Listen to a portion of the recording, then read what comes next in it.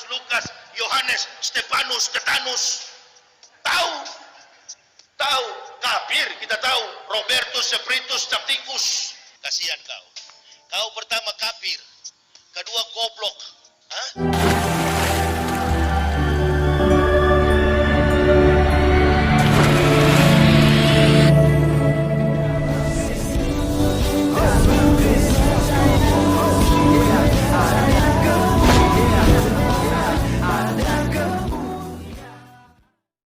Salam teman-teman sekalian, berjumpa kembali dengan saya Arif Gula di channel TV Laskar Kristus ini. Pada kesempatan kali ini teman-teman sekalian, kita akan membahas mengenai Ustadz Yahya yang sudah sekian lama ya menghujat dan menistakan agama Kristen, dan sampai pada hari ini Yahya masih diberikan panggung untuk membahas kafir, membahas kekristenan, ayat-ayat kitab suci daripada Kristen.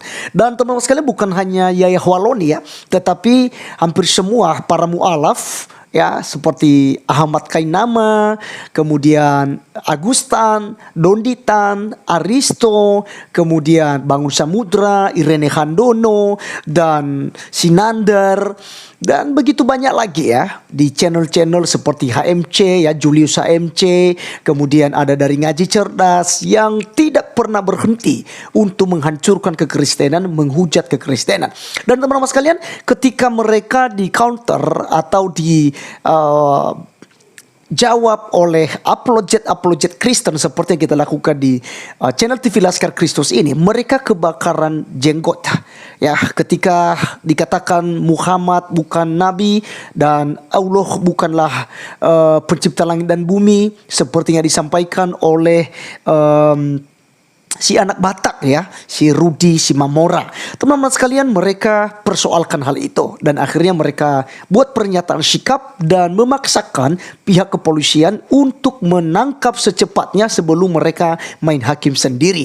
Dan teman-teman sekalian, itu sangat miris sekali. Kenapa? Karena polisi begitu cepat bertindak ketika ada penghinaan terhadap Islam. Dan ketika Kristen setiap hari kita upload di YouTube kita, di channel-channel kita mengenai hujatan-hujatan dan penghinaan daripada ustadz-ustadz kandrun seperti Yahya ini yang kita bahas di cuplikan, itu lama sekali teman-teman sekalian diproses ya, lama sekali. Bahkan sudah sekian lama Yahya dilaporkan dan sudah ditangkap pada waktu itu ya, ketika Muhammad KC ditangkap. Tetapi Yahya diringankan hanya 5 bulan karena dia adalah kepala rumah tangga, dan juga Yahya seorang mu'alaf. Dan Yahya, kalau kita bandingkan dengan Muhammad KC, karena dia adalah murtadin, dia diberikan hukuman 10 tahun penjara. Walaupun berkurang nanti teman-teman sekalian, tetapi hukumannya masih lebih berat daripada Yahya. Nah teman-teman sekalian, mari kita mendengarkan apa yang disampaikan oleh Yahya berikut ini. Markus, Lukas, Yohanes, Stefanus, Stetanus. Tahu, tahu, kafir kita tahu. Robertus, Seperitus, Capticus. Kasihan kau. Kau pertama kafir, kedua goblok. Hah? Sendiri. Tantang Yahya ini yang berkuar-kuar di YouTube. Kenapa antum tidak tantang? Saya yang berkuar-kuar di TV mengatakan kitab Bible Kristen itu bohong, nggak dilapor-lapor. Saya bukan mengatakan Bible Kristen fiksi, Bible Kristen itu palsu. Lapor, antum tantang saya. Lapor saya bila perlu ke Barreskrim. Oke, teman-teman sekalian, kita melihat di sini bahwa Yahya begitu kejinya ya untuk menistakan kekristenan ya. Dia membahas tentang nama-nama kitab dalam kekristenan sangat sadis sekali. Ya, bahkan dia dengan terang-terangan katakan bahwa laporkan saya ke Barreskrim, bila perlu gitu ya.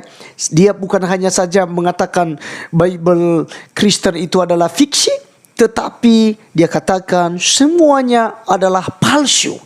Bayangkan teman-teman sekalian, jika kita koar-koar, kalau ada orang Kristen yang kemudian berkoar-koar berkata bahwa Al-Quran adalah kitab palsu.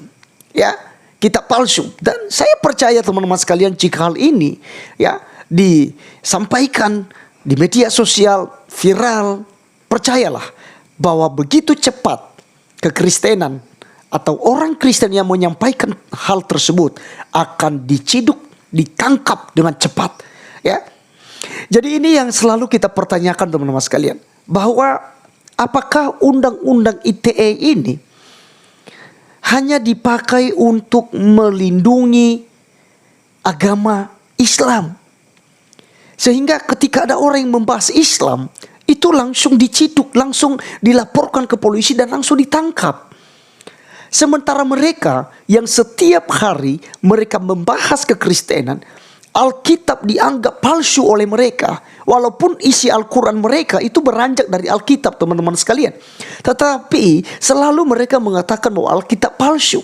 Sudah dikarang-karang oleh tangan manusia, yaitu Rasul Paulus. Mereka fitnah Rasul Paulus yang benar-benar jadi rasul ya di dalam kekristenan.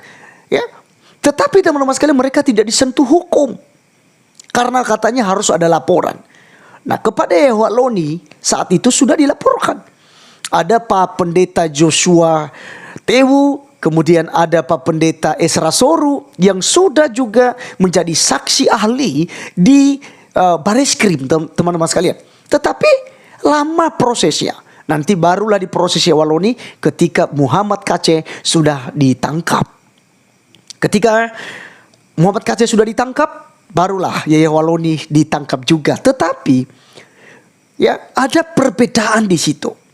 Di mana Yahwaloni yang adalah penista agama dari 2007 hingga 2021 yang lalu, bahkan sampai pada hari ini teman-teman sekalian, karena Yahwaloni masih diberikan panggung dan dia masih dianggap ustadz. Walaupun pada waktu dia ditangkap, Majelis Ulama Indonesia memberikan pernyataan bahwa Yahwaloni bukanlah ustadz karena ilmunya belum sampai di situ, ya. Tetapi sampai hari ini diberikan panggung kepada Ustadz Yahwaloni untuk berceramah dan membahas kekristenan. Nah, teman-teman sekalian, sangat sadis dan miris kalau kita berpikir hal ini. Kita lihat apa yang disampaikan oleh Yahwaloni, bahwa semua Alkitab sudah dipalsukan. Mengapa mereka mengatakan demikian, teman-teman? Karena Alkitab ini beberapa versi. Dan itu kita tidak bisa menyangkal. Memang benar, ya. Alkitab selalu diupdate sesuai dengan zaman. Tetapi tuduhan mereka bahwa Alkitab berubah-ubah itu fitnah. Dan itu tidak betul. Karena yang berubah di dalam Alkitab adalah bukan bahasa aslinya, yaitu bahasa Ibrani dan bahasa Yunani. Itu tetap adanya. Manuskripnya lengkap. 5.300 sekian teman-teman sekalian ya. Begitu banyak sekali. Ya. Manuskrip daripada Alkitab ini, mulai dari Kejadian hingga sampai kitab Wahyu, itu lengkap, selengkap-lengkapnya. Teman-teman sekalian, kalau kita lihat, yang berubah sebenarnya adalah terjemahannya.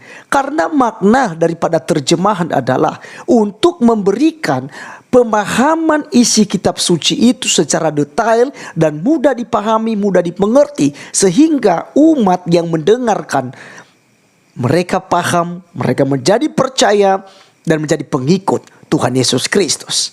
Ya. Karena gaya bahasa yang berbeda-beda.